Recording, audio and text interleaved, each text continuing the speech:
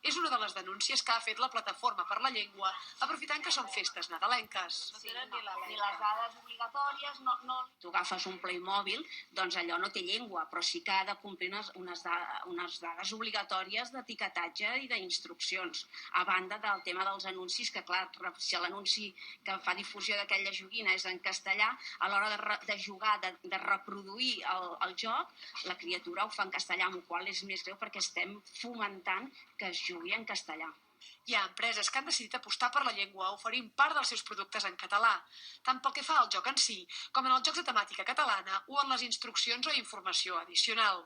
En un territori en el qual hi ha immersió lingüística, on els nens aprenen en català com a idioma vehicular, el més normal és que els jocs que utilitzen a casa també estiguin en català.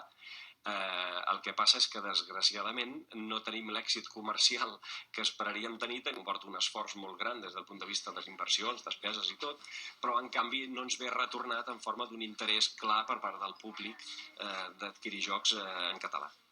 Tot i que els experts coincideixen en la importància de les joguines com un element clau en el desenvolupament cognitiu dels més petits de la casa, la presència de la llengua catalana en el sector del joc és minoritària i se situa entre el 6 i el 8% del total.